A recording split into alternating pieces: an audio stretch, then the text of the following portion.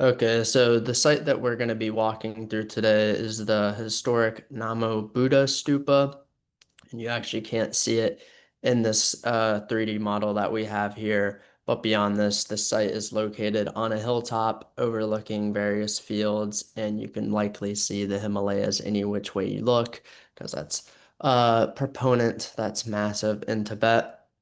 And the overall site and the name is a stupa, which is a religious monument or object that is of devotional activity, which typically a stupa will contain relics or other sacred objects surrounding or around them, which I'll point those out and zoom in on those, and I'll showcase some of them to you. And typically, all these objects, sites, monuments all work together to help preserve a concept called Dharma, which in Buddhism is seen as the truth of the world or how things really are, is the simplest explanation I can give of it.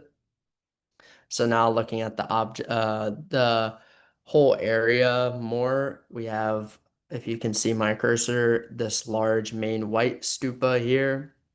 And then there's also various smaller stupas on the side.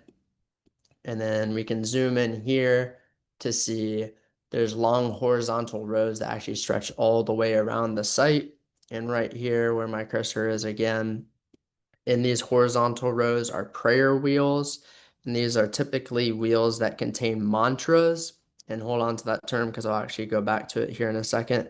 But spinning these wheels was said to not only purify karma, but also generate merit and spread blessings, among other positive benefits. And then circling back to the concept of mantras. Mantras are typically invocations addressed to deities that one will repeat to deepen their connection to said deity. And these are typically seen on objects such as prayer flags, which you can see here on this site. These colorful flags, you can't see how bad the quality is from the site, obviously because it's 3D model recreation, but typically there will be invocations on said flags. And technologies such as mantras and these other technologies are seen more in what is known as like tantric practices or technologies, which was integrated into the Buddhist paths and practices known as the Vajrayana, which was a more intense and potentially dangerous version building off of what we know as the Mahayana, which were new texts released after the death of the Buddha that some chose to follow.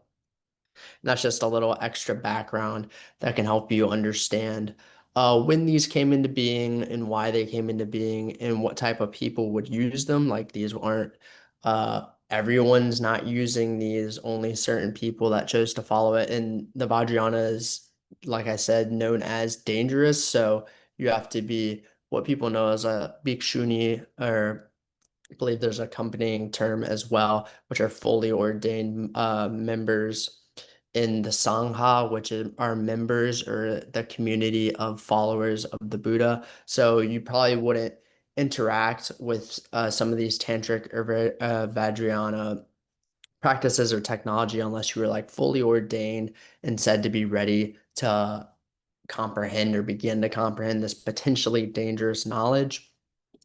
And then just to round it out, we have a smaller main shrine here, and over here you can still see my cursor. We can zoom in here.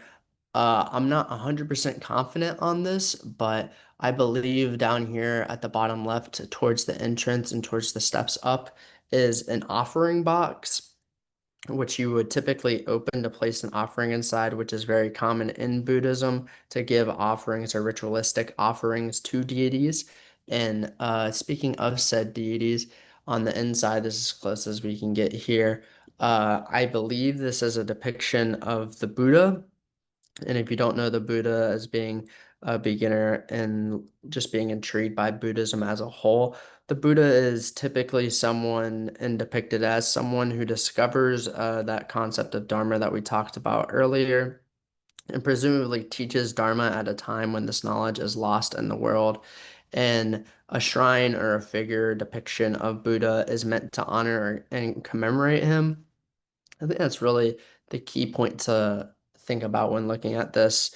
overall space and monument is that the purpose of a space like this is to not only act as a religious monument or space, but to show devotion, reverence, and love to this practice or this religion of Buddhism.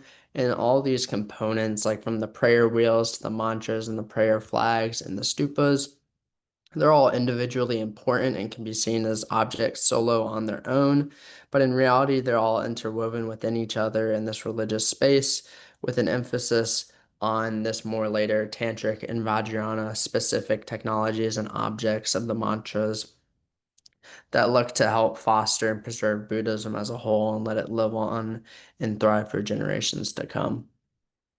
Thank you.